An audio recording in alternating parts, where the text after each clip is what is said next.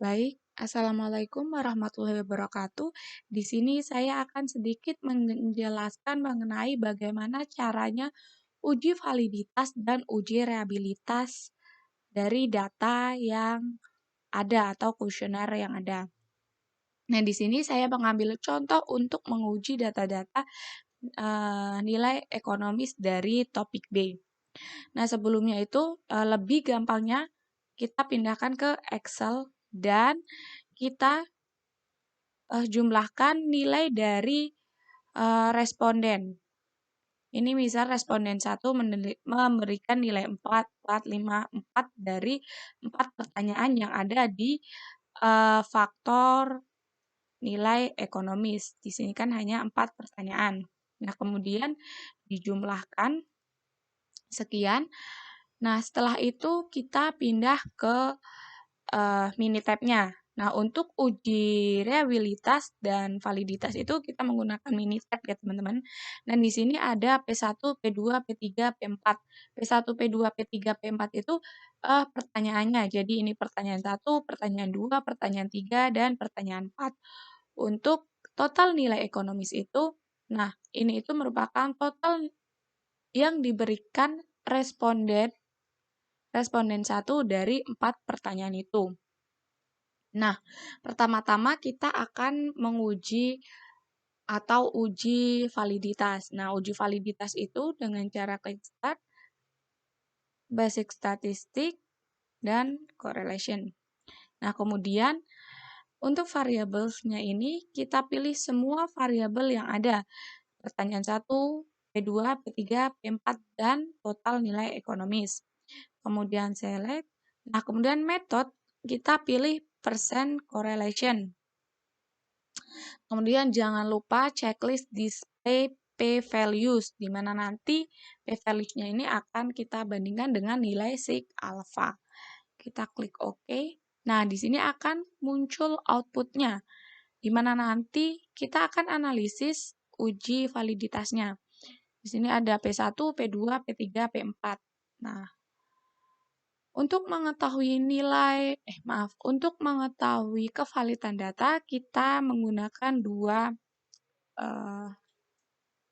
dua pernyataan. Nah, pertama itu nilai korelasi pada masing-masing pertanyaan harus bersifat positif. Dan nilai p-value itu kurang dari sig alpha. Nah, di sini kita menggunakan sig alpha-nya itu bisa 0,05. Nah, untuk pertanyaan 1, nilai correlation-nya itu, ini nilai correlation-nya itu yang 0,749, 0,715 gitu ya. Nah, untuk pertanyaan 1, nilai correlation-nya itu udah bersifat positif. Nah, kemudian kita lihat juga p-value-nya. Nah, p-value-nya 0,000. Berarti p-value kurang dari sig alpha. Jika p-value kurang dari sig alpha, maka data dikatakan valid. Dan nilai korelasinya juga positif. Dengan begitu, pertanyaan 1 itu bisa dikatakan valid. Begitupun pertanyaan 2, pertanyaan 3, dan pertanyaan 4.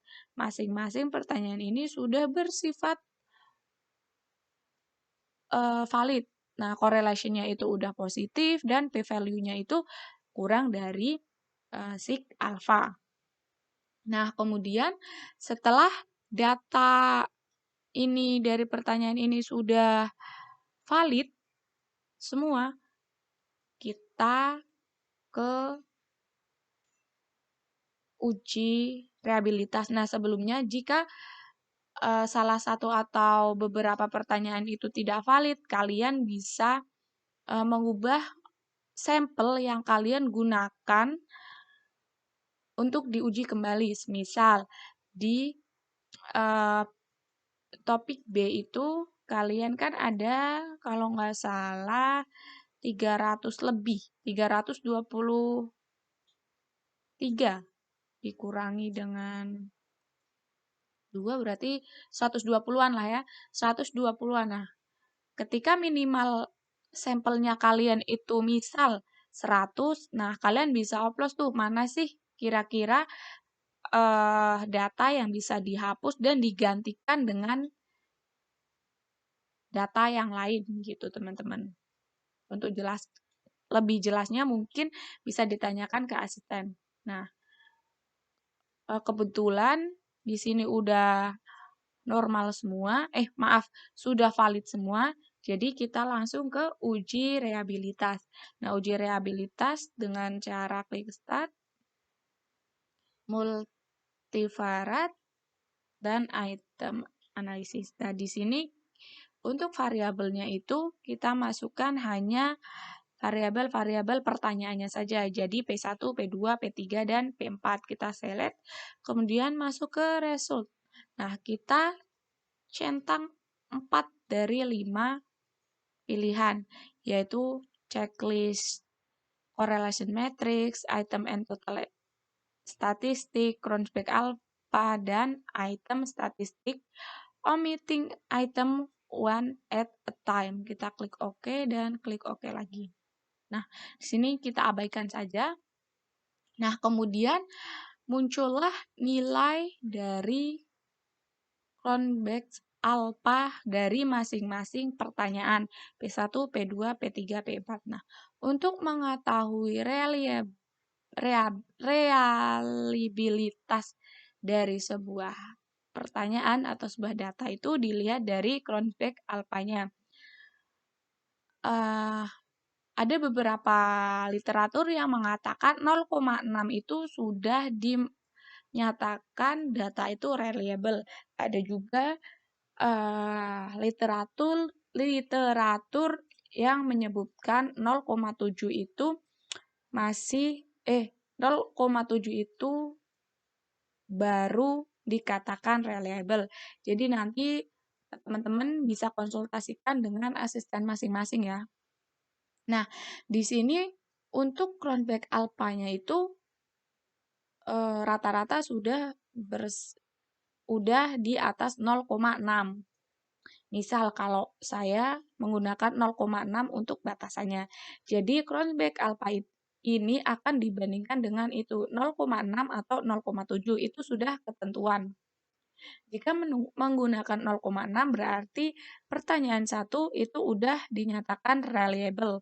Kemudian pertanyaan 2 juga udah reliable, pertanyaan 3 juga udah reliable. Nah, pertanyaan 4 ini tidak reliable. Maka nanti kalian harus mengolah kembali sampel yang kalian pilih untuk memastikan pertanyaan atau sampel-sampel ini bersifat bersifat valid dan reliable.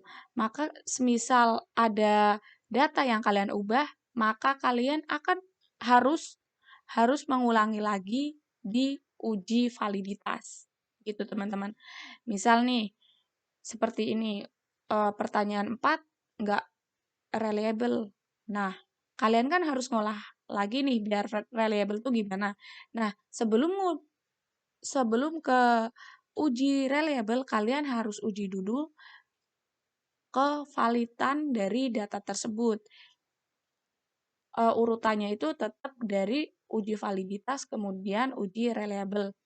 Pokoknya syarat untuk ke uji selanjutnya, ANOVA ataupun regresi itu, data sudah bersifat reliable dan sudah bersifat valid.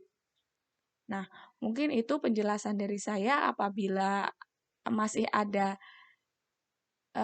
yang ingin ditanyakan, monggo ditanyakan ke asisten masing-masing. Sekian dari saya, apabila ada salah-salah, saya mohon maaf. Wassalamualaikum warahmatullahi wabarakatuh.